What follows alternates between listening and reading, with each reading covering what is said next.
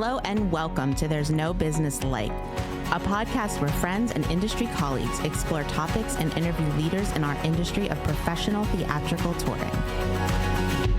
Hi, everyone, and welcome back to There's No Business Like. I'm here with my Pod Squad friends, Danielle. Oh, hey, it's Danielle Van Hook from the Alden in McLean, Virginia. Brian. Brian Zelmer from KU Presents in Kutztown, Pennsylvania. Kevin. Kevin Maynard, Quad City Arts, splitting the border between Iowa and Illinois. Josh. Oh, hey, it's Josh from the Marion Cultural and Civic Center in Marion, Illinois. And I'm Katie Miller from Michigan Maven Creative Associates in Midland, Michigan. And I have a feeling that Josh was making fun of me just now. That doesn't sound like him. He wouldn't do that. It totally sounds like him. Nope, that was totally Danielle. All right, friends. Well, we are so excited to be here this week with episode 105, which is a pretty nice number. But this one is special because it is our 2-year anniversary episode. That's right. 2 years ago this week.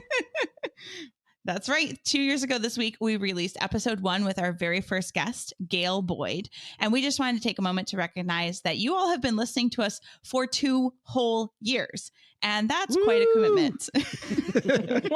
And for those that haven't been listening for 2 years, we still appreciate you too. We love you and you and you. All 3 of you that are listening. I think we have a few more listeners than that, guys. So that's really 9 full-length interviews with 96 guests, plus dozens of mini interviews at the Midwest Arts Expo and special appearances from our friends and colleagues. We know that many people. Can you believe it? We are so grateful for your support and the hours that you spent listening and learning with us. And we're grateful to everyone who has said yes to being a guest and sharing their experiences and wisdom with us in this way. Now, in celebration of our 2-year anniversary, we have an extra special guest this week, Eric Olmscheid of the Wharton Center for Performing Arts.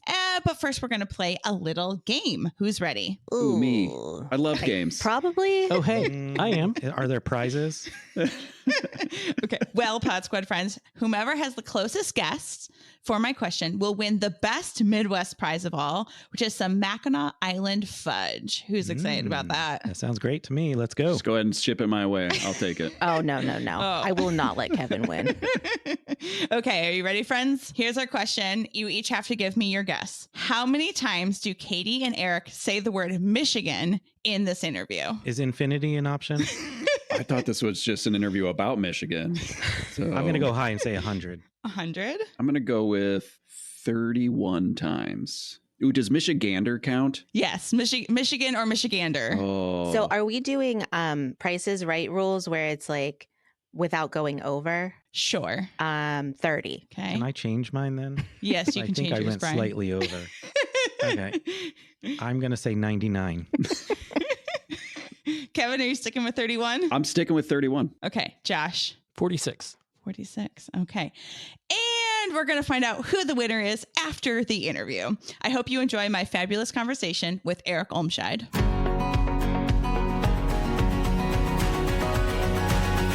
Hi, I'm Eric Olmscheid. I'm a passionate arts lover and the executive director of Wharton Center for Performing Arts.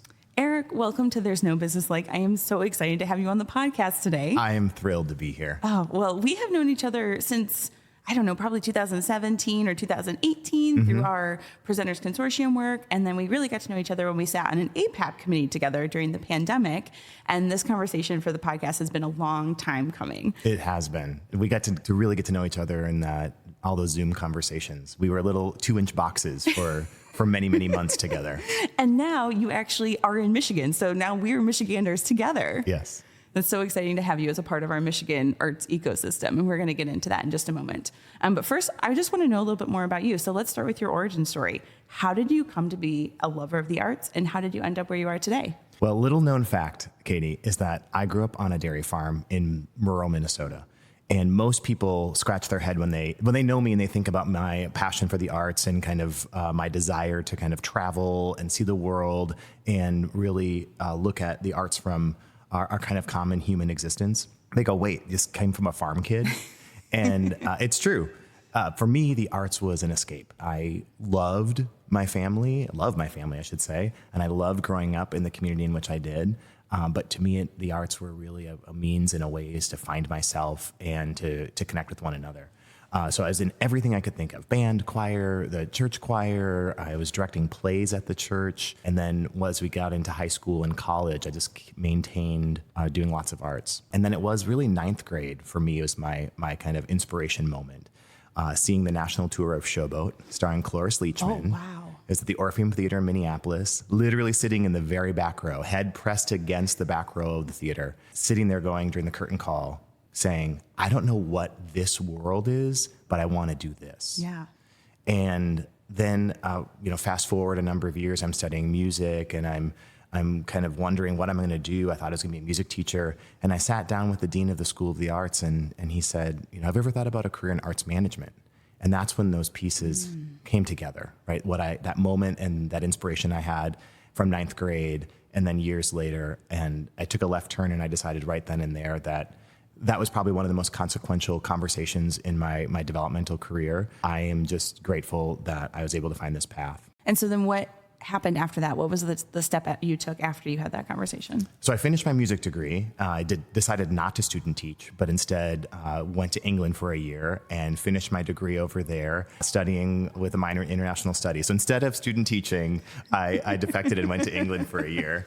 And it was the most wonderful thing because I was able to immerse myself with theater and the arts in England. I was at the University of Birmingham for a year and I was in London a lot. Took that opportunity to see as much as I could, knowing that I was going to come back and start a master's degree in arts and cultural management after undergrad. So I finished up my senior year over in England, came back, went to St. Mary's University in Minnesota, and fortunately was also granted a graduate assistantship or a graduate internship at the Ordway in St. Paul. Oh, wow. So nice. I started my professional career at the Ordway, which started with a graduate internship first, which then parlayed into a full-time gig that I've been able to kind of build my entire career upon. Mm-hmm. So then after you did your grad program and you were at the Ordway, what happened after that for you? Yeah, so I was at the Ordway for a number of years and I loved working there. My second part of my origin story, the second piece that I didn't share is then in later that same year, I saw Rent, the national tour of Rent. Yeah. And I was like, oh my gosh, this is like times two of what I saw with Showboat. And it was at the Ordway. So to start my career at the same venue that I had one of these like most formative experiences in was really magical. And I thought I had hit the jackpot, right? And here I am in my early 20s and I'm thinking, okay, this is it. And then, a number of years in, I was thinking, what am I really going to do? Like, where am I going now? And that's when I started thinking, and I just threw to the universe. I said, I think I'm ready for my next opportunity. I didn't apply anywhere. I didn't really start talking about it broadly, but I just kind of threw it to the universe. And quite literally, within 6 months, I got a phone call from a recruiter that was looking to fill a position in Des Moines, Iowa at Des Moines Performing Arts. They had recently completed a strategic plan, and they wanted to bring somebody in to build out their education programs. When I was at the Ordway, I was the community engagement coordinator, and so I was really working on all the community-based education programs. And I was looking for my next step, and it just kind of fell into my lap. And admittedly, I was like, do I want to move to Iowa? Like I fancied myself such a Minnesotan, and I felt like I had like this perfect gig, and I love Minneapolis, but the opportunity was just too great not to leap. And then that ended up being 14 years in Des Moines. Wow. And I loved every minute of it. Jeff, the CEO, Jeff Chelsvig, was such a great mentor and guide to me to first build and work on education programs, and then more broadly looking at basically most all the programming on our stages towards the end of my time there. That's fantastic. So what sort of programming? So as director of education? So I started as the education manager and then became the director of programming and education. So overseeing both programming and education. And then as education evolved and grew, we actually broke that apart. And so I left as the director of programming. And my colleague Caroline, who I know has been on this podcast as well, is the director of education. Yeah. So that was a fun growth, right? So starting in building something that really wasn't there or just like a spark of what was there and then being able to build it over that 14-year window. So let's pause there for a moment and talk about what is it like to build programming over that course of time? So you come in, you're sort of in one role that evolves and grows over time. You're building a team, you're bringing in fresh talent, you're looking at what the community needs over the course of those 14 years. So give us kind of the high level view of how do you go about doing that work over that span of time? First and foremost, I think it was a lot of listening and learning. So really thinking about what does the community need and where does our place within the community. I learned quickly that I couldn't make any assumptions on what I thought the community needed or should look like based on my experience in Minneapolis. Des Moines was a completely different market. Yes, in the Midwest, and yes, a smaller community, but couldn't make any of those assumptions. So doing a lot of listening and learning first, and I used that same application when moving to Michigan. And then from there, it was a lot of visioning, like where could we go, what should we be doing, and doing a lot of like aspirational thinking. And this is somewhat on my own, but then also with leadership, with Jeff, with community members, and then thinking about how do we get there? The scaffolded breakdown of like, okay, if we want to be here, how do we take that in multiple steps to get there? Because when we started the conversation to where it is currently, it's beyond my wildest dreams about what we've been able to build and what the community has really responded to. And that's because I think we just kept going, what if we took it to the next level? I was able to build a team over time. I started with one position that was in the education department to when I left, education and programming combined, those two areas had 8 or 9 full-time staff members in them. So building over time, almost half position by half position, half-time role by half-time role, and saying, okay, we really have this need over here. How do we carve that out? Okay, this staff transition's happening. How do we fill this need over here? And kind of looking at it incrementally over time and not being too hung up with where we are right now versus where we want to be going. I truly do feel like it was once in a career opportunity to be able to build programs and to build a team over time and have the great support of the organization while doing that. I have a practical question about how you build that and how you stay focused, because we've both done community engagement work. And when there are many other priorities in an organization, sometimes that community engagement work can get kind of shunted to the side, right? It becomes the 8th priority on the list, when really it should be at the top, because you're not building audiences, you're not building connections, you're not helping bring people into the building unless you're doing that ground level work, community engagement programming. So how do you keep it a focus of the organization, and how do you not get distracted or have your team get distracted by all of the other things? Do you write it down on a piece of paper? Are you having quarterly meetings? How, you mentioned scaffolding out sort of the strategy. How do you actually do that and keep it focused over a length of time? I mean, I wish there was a silver bullet answer to that. The tricky thing is continuing to ask the question of what if and where are we going? Because things evolve constantly. The environment around us is changing. And if we don't continue to change our mindset with that, I think we become a little obsolete. So again, that's easier said than done, because some things we're trying to be like, oh, look at this cool thing that this market is doing, or look what they did in the, 10 years ago in this area over here. All of that is good. All of it is valid. But is it right for your organization and your community and your market?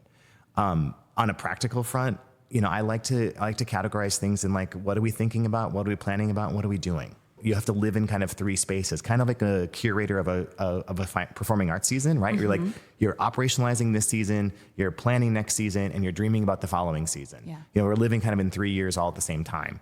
And on the education and community engagement front, I think it's really about what are we doing right now? What are we planning for next year or planning for the future? And what are we thinking about where we should be going? So that kind of applying that same multiple layers of thinking.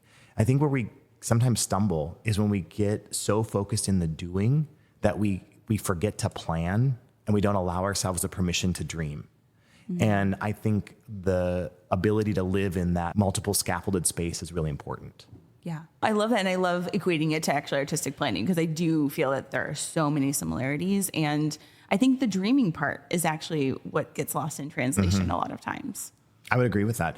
We have to give ourselves permission. And what I'm learning now as an executive director is that I have to give myself permission, but more importantly, I have to prioritize the time in my calendar to dream, to plan, because I get so focused on the doing, right? This donor event, this community presentation, going to a booking conference, doing this stuff, that sometimes what's lost is the time to plan and the time to dream. And I think that's so critical. And I even try to build that into what I'm doing on a regular basis. Now, I'm not always good at it because the urgency takes over what's important. Right? It's that age-old adage of like, where's your time go? What's urgent and what's important? We've got to balance that. Absolutely. And that is so applicable, I think, both in our work lives and in our personal lives as well. So you just mentioned that you're an executive director now. So you are at Wharton Center for Performing Arts on on the campus of Michigan State University in East Lansing. So you are now officially a Michigander. I am. Go green. So you have the same, hopefully you have the same pure Michigan love that I have, or like I'm like instilling it in you through our relationship and you getting to know our wonderful, beautiful state. So first of all, why Michigan? Why East Lansing? Why go to MSU? You went from kind of a very community-based performing arts organization now to a collegiate performing arts organization. So what do you do as ED, and what was that transition like? For me, Wharton Center was really a confluence of all of my interests blended together.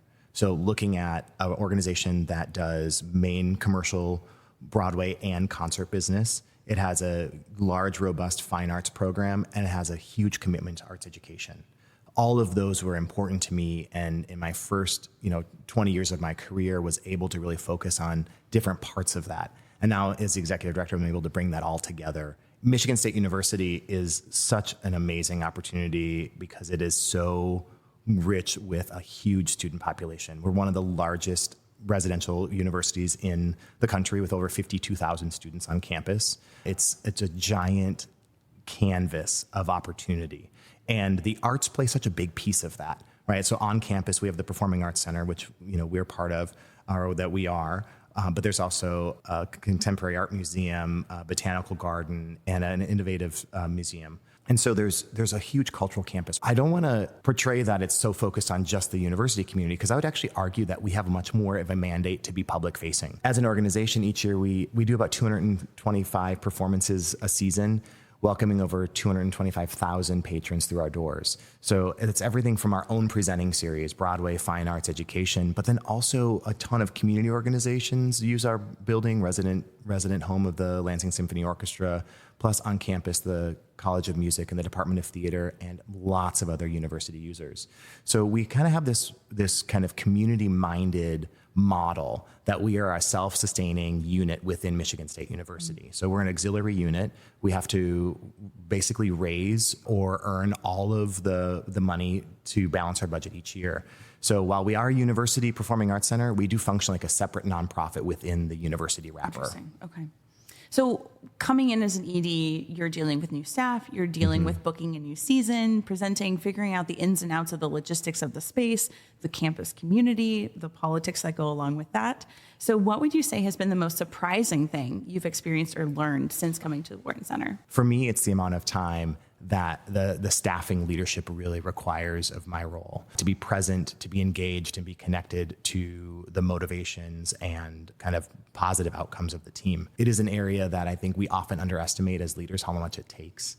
Wharton Center, we have 40 full-time colleagues broken up into 7 different departments, and great, passionate, committed, connected folks to what we do, and they come to work every day wanting the best. But more importantly, it's the public face of the organization that requires a lot of time and attention, right? Being in the community, being very present, actively listening, not assuming someone's response or someone's perspective. We went through a couple of changes in our season ticket model this past year and some changes in our sponsorship model since I've been there, all towards bigger goals and kind of a growth of those areas, and did a lot of listening. And I think the mistake we make is making some assumptions on how people are going to react or how people are going to receive something, and just being open to that, because in many ways, both the changes to our subscription model and our sponsorship model have been really positive, and the outcomes have been really great. That's great. Subs are something we're talking about constantly in the industry. It's been a topic, particularly since the end of the pandemic.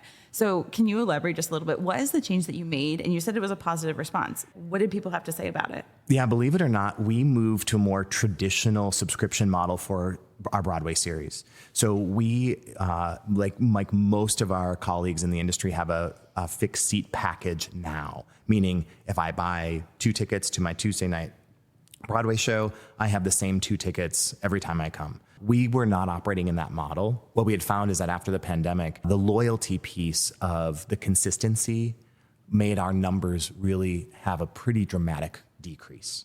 We had to incentivize our subscribers to maintain their loyalty regardless of season year over year, or regardless of if there's a pandemic, Right. Because on the Broadway front, and I think we have to, when we talk about subscription, I think we have to separate out Broadway versus non-Broadway, because Broadway is a totally different equation and a different conversation than our non-Broadway subscriptions, because this change has resulted in an increase of Broadway and a kind of a growth towards our big goals. But I will say our subscription numbers for our non-Broadway shows are down, like many of our colleagues. So I think we have to parse those two things out and reimagine what each of those look like. But I will say, I believe that the idea of subscription is one that we need to continue to evolve and grow and not abandon. That's my personal philosophy, because more than ever, we all subscribe to a lot of things in our life, right?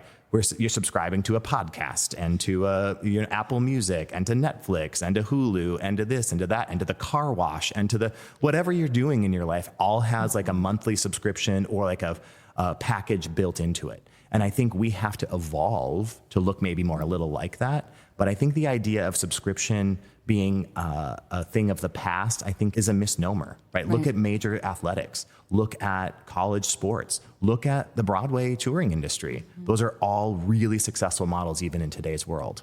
And with the change in the Broadway sub package, like you just described, how have your prices changed? Have your prices changed? And where do you see the economic impact, if there is any, of kind of this current moment in the economy with subscriptions? So our philosophy and goal right now is volume. I want more people in the theater. We want to drive more attendance. I am less concerned about the actual price per ticket. Now, yes, I want to maximize revenue, and we have a hit. We want to drive prices up and dynamically increase for maximizing our bottom line.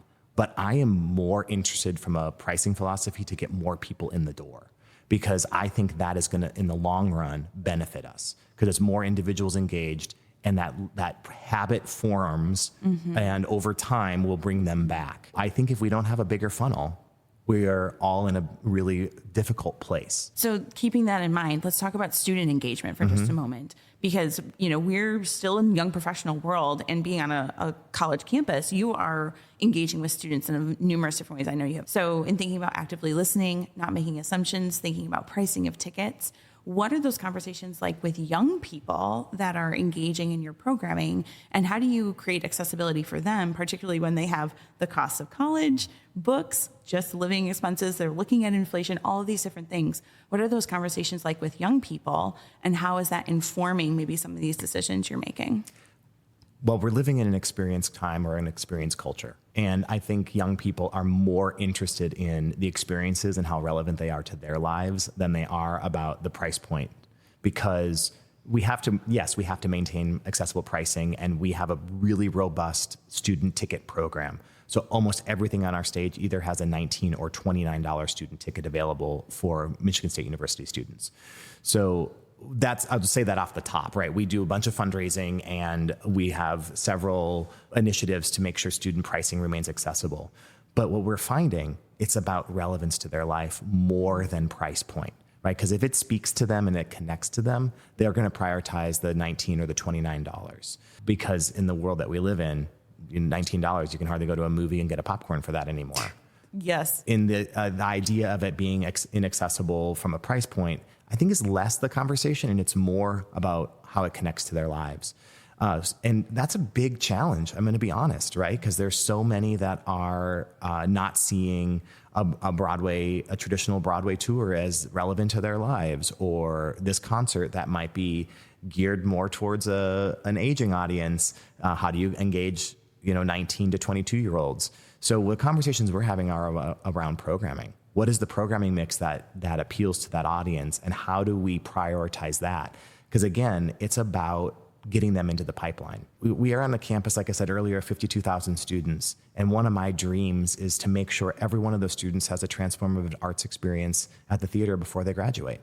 And how do we do that? How do we make that happen? And that's the big question that we're wrestling with right now. We see a great success in students saying yes, like to things that they want to go to. And like, for instance, we had Mamma Mia last season. We had a huge amount of students come to Mamma Mia. And who knew? 18 to 20-year-olds love ABBA right now. I mean, I love ABBA. My parents love ABBA. Like everyone apparently loves ABBA. It's multi-generational. So, I know, it's pretty amazing. But it's that kind of question. And I will say we're launching a new program this year where we're actually putting some design in faculty hands, where we're giving them a small amount of resources, a stipend, if you will, to embed shows that are coming to Wharton Center into their curriculum.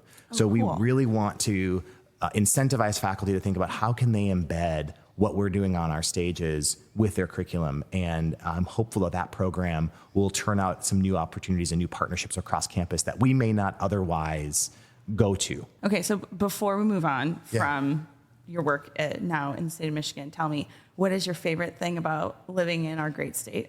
I love water. And nowhere has greater water access than Michigan, right? Mm-hmm. Everybody, it's a little bit like Minnesota. In growing up in Minnesota, everyone either had a cabin or they're like 2 degrees away from a cabin. In Michigan, everyone has a cottage or is 2 degrees away from a cottage. So I've spent a lot of time on Lake Michigan, up in Petoskey, and other areas of the state, which is really great. And I also love the Midwestern core of who we are as a state. And it's that beautiful blend of kind of a modern, progressive state, but also like very core, humble Midwestern humans. Yeah. Oh, I think you nailed it on the head right there. I also love those things. Okay, so I want to switch gears. Mm-hmm. So something we have in common is presenters networks. And listeners know I've been past president of Michigan Presenters Network. You were the president of Plains Presenters for several years. What did that experience teach you about leadership? So I was the president of the Plains Presenters Network for a number of years, and before that I was the vice president of the Iowa Presenters Network. I've had a lot of time working with other presenting organizations across the state and the region, because Plains is a multi-state presenter consortium. And for me, it was really about honing in on the listening. I had to understand the unique challenges of each of the presenter types and sizes. As part of our presenters networks, one of the things we do is gather. We gather people together to have those conversations, to learn from each other, to create connection. So in this day and age, in 2024, after sort of all the changes we've seen in the industry, what is the value of still gathering together in person to have conversation? I think at the core of what we do is gather people, right? The arts bring people together. And in the performing arts specifically, it's at a specific time, at a specific location, with a specific artist on stage. And so I think there's such value in being able to be in community with one another that we can't replace that also in our own business. Now, don't get me wrong, Zoom, Teams, et cetera, have been really helpful and transformative in efficiencies and sharing information in new ways that we didn't know existed or we didn't know how to utilize before 2020. But I think nothing replaces the ability to be in the same room together, right? It's the same challenge we're having as far as from a staffing standpoint, like really thinking about being together for staff meetings versus a virtual meeting. There's a different kind of energy and a different understanding of one another, because I think our human condition interpreted through a screen can sometimes be easily misconstrued or one-dimensional. So speaking of gathering, we are actually recording this conversation at the Midwest Arts Expo 2.0. So this is the second year of the conference.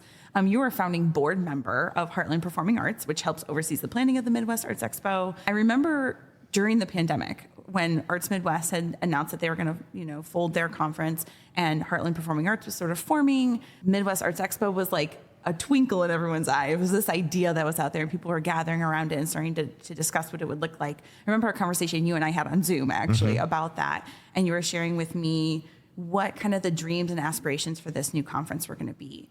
So as we're talking about gathering, the importance of in-person gathering, conversations, building relationships, how has the actual execution and resulting conference matched what those dreams were, a few years ago? So to start with the dream, there are many people that were concerned and saddened by Arts Midwest deciding to sunset their conference. And there was a huge amount of kind of concern from the industry. And so there were many, many, many hours of Zoom conversations with presenters networks, agents, managers, artists. And then we kind of brought these together, right, into one bigger conversation. And we said, okay, let's grieve this for a moment. And then I was part of the team that said, okay, now what are we going to do about it? Like, if we're sad, mad, upset, or concerned, more than all those emotions, concerned about how are we going to do business moving forward, what are we going to do about it? So we started a task force that started planning and dreaming, and we wanted a conference that was of, by, for, right? The tenets of created of our field, by our field, and for our field. And a volunteer board of directors was formed after many, many hours of Zoom conversations with a much, much larger task force that were representatives of all sectors of our industry, or all segments of our sector, I should say. We didn't desire to create a nonprofit organization or create a new organization at the beginning. We were like, no, let's not do that. Who wants to manage yet another organization Right? and another board and all this stuff?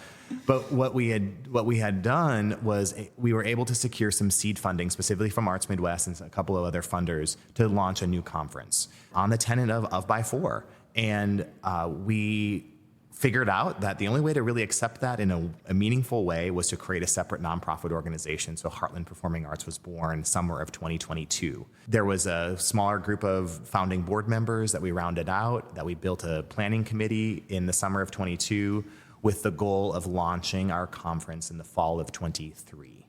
So it was a multi-year process to get there. And it took a lot of different players behind the scenes to make it happen.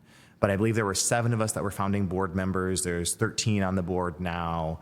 It is a volunteer board of directors that is really doing all the design work, headed by Tommy Hensel.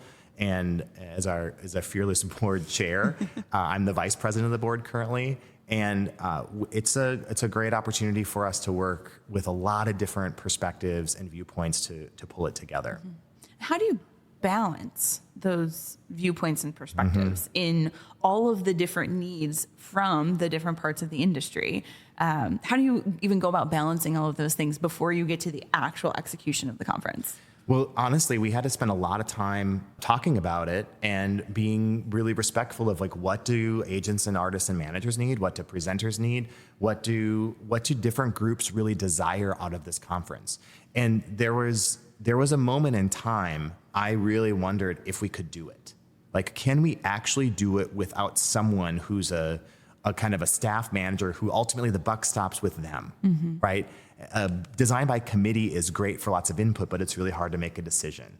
And then you have the animosity of, like, well, I didn't want to go that direction and we chose it anyway. And, Right. So there's a lot of that. But what we ended up doing is putting a lot of stuff into, it was all virtual planning. So it was almost all Zoom and Teams, putting a lot of stuff on the virtual pieces of paper and saying, what do we need? And let's prioritize it. And so once we started going through the process of priority, is A or B more important? Is B or C more important? And once we were really able to agree that, there were really the focus of 3 areas of the conference, which is kind of unchanged, right? But it's commerce, so allowing people to do business how they need to do business, especially as it's evolving and changing, and not making assumptions on how it was set up or how other conferences are set up. That's how we should be set up. Really embedding artists into the conversation, so having showcase space available. And then 3rd, having the professional development, because for many presenters, much more than artists and agents and managers, but for the presenters, this is their one and only opportunity to do industry professional development. So that was a really important component to the conference. So looking at those 3 and then deciding how to manage from there. If you think about what we do, right? And when we talk about our industry to people outside of our industry, I was actually talking to the CEO of a financial institution over the weekend, and I told her I was heading to this booking conference. She's like, "What's that like?" And I was like, truly, it's like walking through a trade show of booths. There's 220 exhibitors, and you go from booth to booth to booth, and you find out who's available, what artists are available for next season. She goes, "You're like buying products, like you're buying like paper for your office supplies?" And I was like, "Well, kind of." Like, yeah, I mean, yeah, if you want to put it in like commerce terms, like there's buyers and sellers, right? And the commerce, the product is actually artists on stage. And she kind of had a hard time wrapping her mind around it. But then once I talked about it, she goes, "Oh, that makes total sense." And so I think this conference needs to happen for that exchange to happen. And I think, to your point, your question earlier about why it's important to do it in person, we did a couple of virtual years of these conferences, and it was nice, but it was hard to maintain those relationships and frankly, to deepen relationships. Because I find so much value in building the relationship and deepening them here so we can actually do the work when we're not here. Do you feel like headed into the second year, you have met at least some of the goals that Heartland Performing Arts set out to achieve with the new conference? Absolutely. I think the conversations around location, remaining accessible in all ways, so geographically accessible, financially accessible, and the types of programming for presenters and artists of all kind of sizes, I think is really important, and we achieved that, I think, pretty well. I think the biggest challenge is understanding how all of the financial pieces work and fit together. Like, we made a conscious choice last year to spread some of the expense associated with the exhibit hall across all registrants, right? So to reduce some of the burden on the exhibitors. Mm-hmm. And so baked into everyone's registration fee, regardless if you're an exhibitor or a presenter, is some of the expenses that goes towards the exhibit hall. Because we're all experiencing it and we're all benefiting from it. But exhibitors still have to pay additional premium for their actual booth space, and and that really just covers some of the direct expenses to rent that hall and to provide the power and the carpet and the backdrops and the tables and chairs, all that stuff. But we made a conscious choice because several board members advocated and said, wouldn't it be better from an equity standpoint that we reduce some burden from the agents and artists and managers and spread that across the conference, which we did, because otherwise the exhibit hall would just be so expensive. And as the conference models continue to shift and change and meet needs in different ways, I think actually being transparent about how some of this stuff comes together helps us, the people who are coming and participating, understand why decisions are made the way that they are and why certain models are the way they are. So thank you so much for sharing that with us. And our overall goal is to be as responsive and transparent to the field and the industry as possible. Like, we exist, Heartland Performing Arts exists as a nonprofit organization for one primary goal, and that's to produce the Midwest Arts Expo. And we want to do that in that of by for fashion. Mm-hmm. So as we continue to evolve, we want to be committed to this conference, right? And we want to evolve what makes sense for our sector and our field. And the good and bad of that is that we don't have a giant organization behind us. So if we falter, or if we look at like staffing resources and needs, that you could be absorbed into a bigger organization, that's not our reality. But our reality is we have one primary focus, right, and that's this. And you can be a little bit leaner because it is your one primary focus. I will say we brought in an event planning group called the Hybrid Group, and they are our secret weapon. I mean, we couldn't do what we do without them as a professional meeting planner, because they know the ins and outs of like how to negotiate with the decorator of the exhibit hall and the internet vendor and the electrician vendor and the hotel negotiation. Right. And it is super complex. You all would not have time to do that as a volunteer board running your own organizations and businesses. We still don't have time to do what we're doing. especially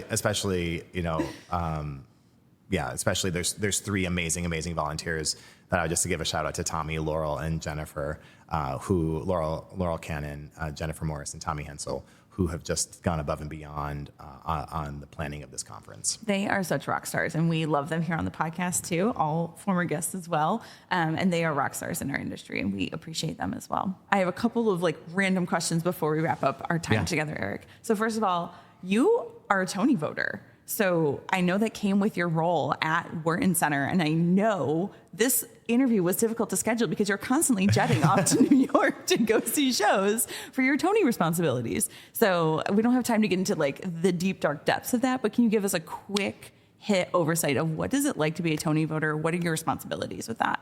Yeah, so I'm a Tony voter because I'm a member of the Broadway League. So the Broadway League is the national trade organization of the Broadway industry. Because we do full week Broadway tours at Wharton Center, I was invited to be a full member and Tony voter. So just give a context of why that is.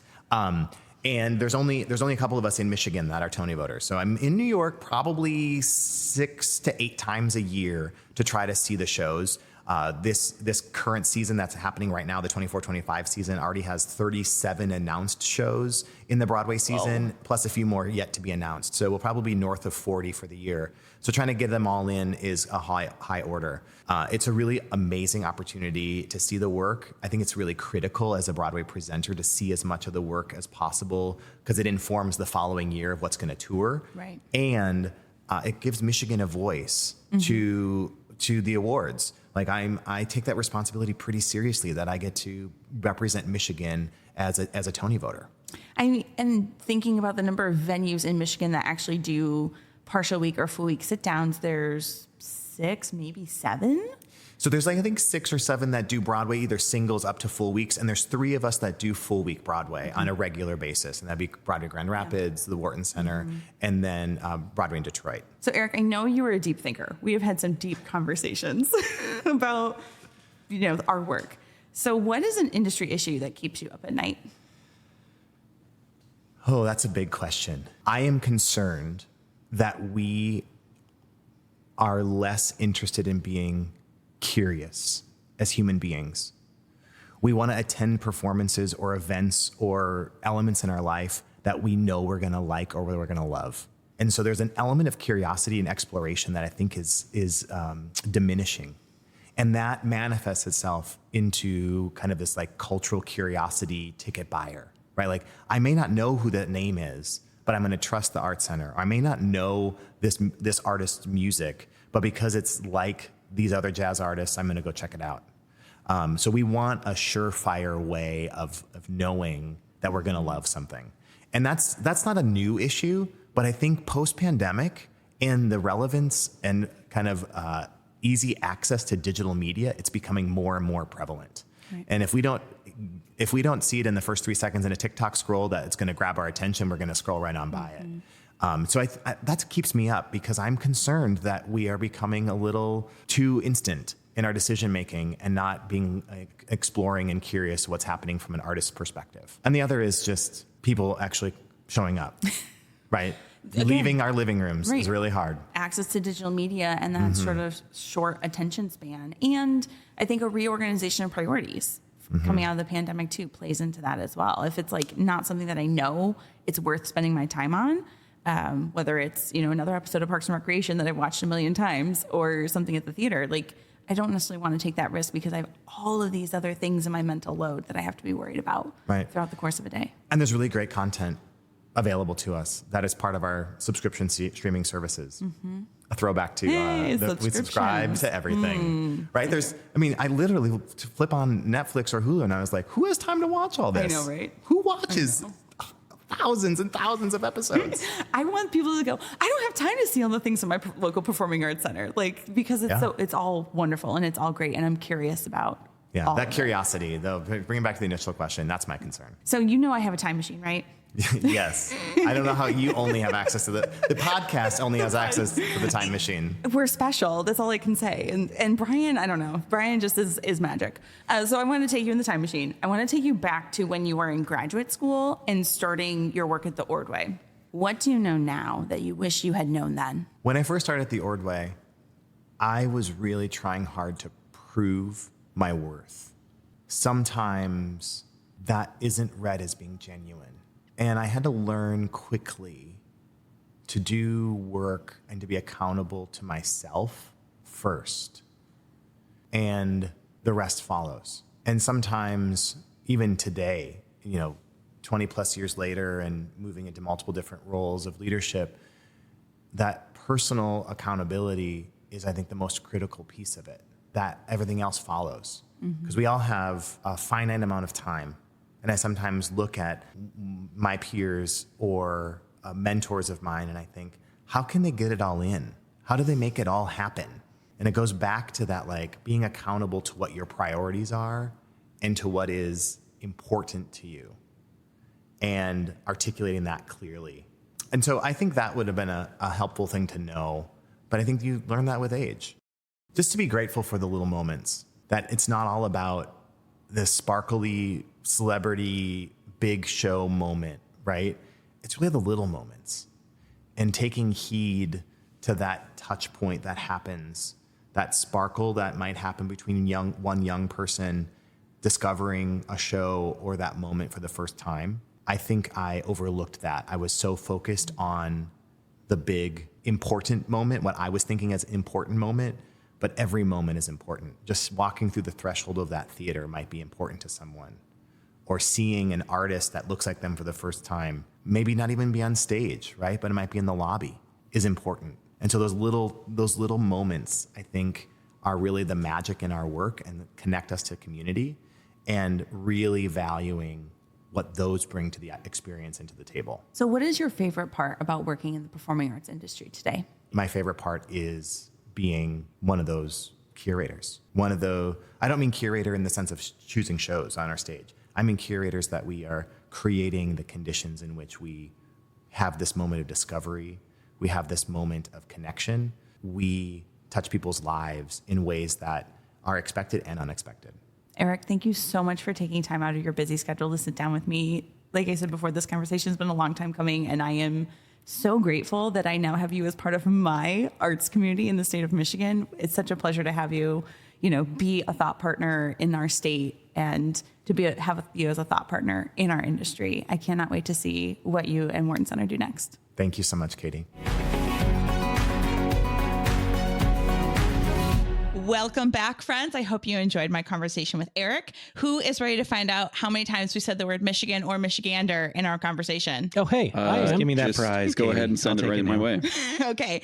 And the number of times we said Michigan or Michigander is... It's me. 19. 19. So we all lose? Wow. Oh, we all went over? We all went over. You Everyone all went over. over. So I don't owe anybody any Michigan fudge. I think the person that has the highest guess gets it then.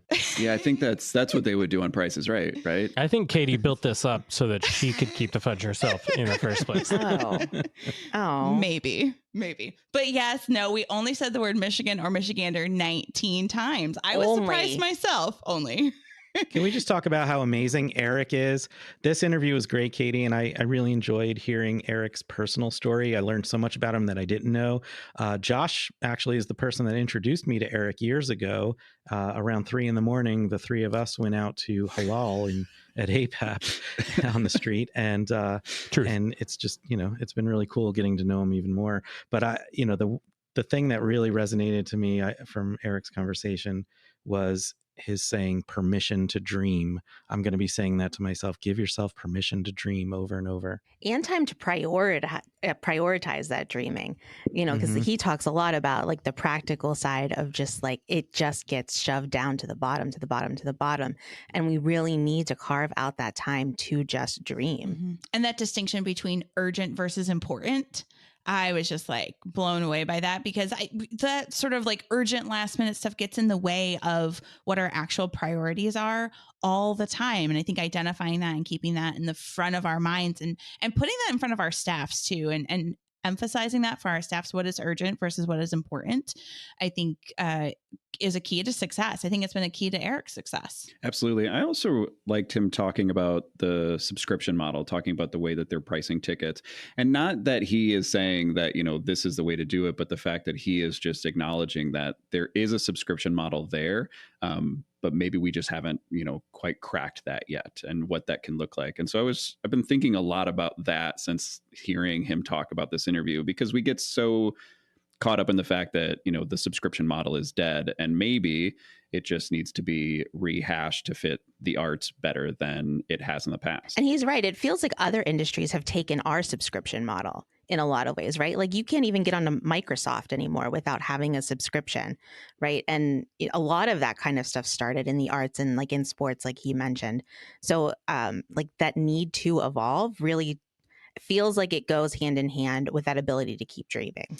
Well, and I think what's interesting coming out of the Midwest Arts Expo, we were in a panel conversation, and someone mentioned some orchestras that they're working with across the country that are changing the sub model. And they mentioned that not only are they getting people to subscribe, but they're having them pay monthly installments like a typical subscription versus one big chunk of cash upfront to buy all of your tickets. They're breaking down that into a monthly payment system, which makes it more manageable and more budgetable. I think that is something that I'm taking away from the conference and the conversation with Eric is like, what is appealing about the subscription model that we are experiencing in our everyday lives?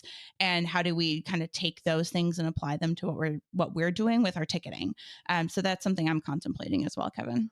One thing that I really enjoyed with Eric is whenever he talked about the importance of being present as part of staff management and just being present for the staff as far as mentally being present whenever you're there with them.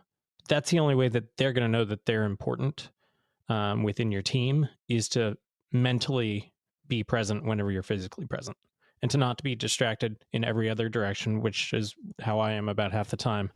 And in turn is a disservice to my staff.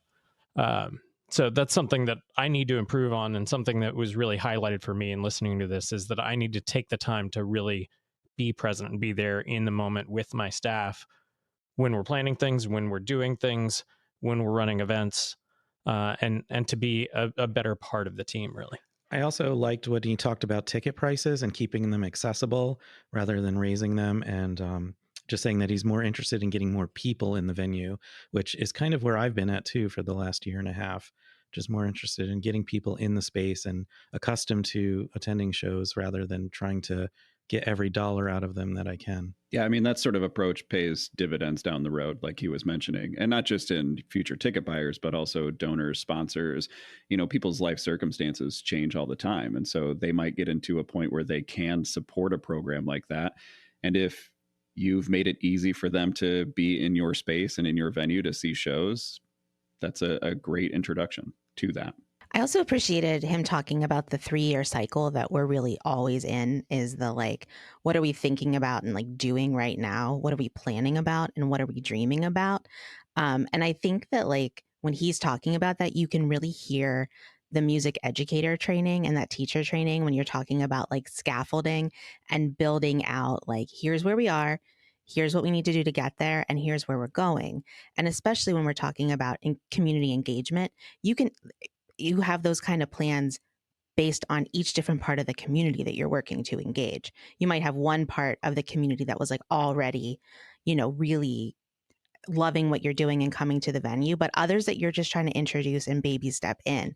And, you know, those applicable skills from other industries are into ours, but especially of education, of like really understanding those incremental steps and what we need to do. And, you know, what we are doing today really does need to guide where it is that we want to go. And I think that process and those sort of like 3 steps, that needs to be a process of dreaming or discussion with your entire team. It can't just be leadership. It can't just be from the bottom saying, hey, we need to do this. That has got to engage the entire team that is working in that programming, because unless everyone is bought into that and everyone has a say in how those things are going to get scaffolded, there's not a lot of buy-in. And you can also lose sight. That was one of the big things that I really wanted to learn from him, was how do you not lose sight of what is important versus what is urgent? Tie a nice little bow on that. You're good at that, Katie. Well, friends, I think that's all we have time for. Thank you so much for joining us for our 2-year anniversary episode. Thank you so much to Eric for spending time with us at Max, one of the busiest times of his year. And we can't wait to be with you again next week here on There's No Business Like. All right, everyone. Thanks for listening to There's No Business Like.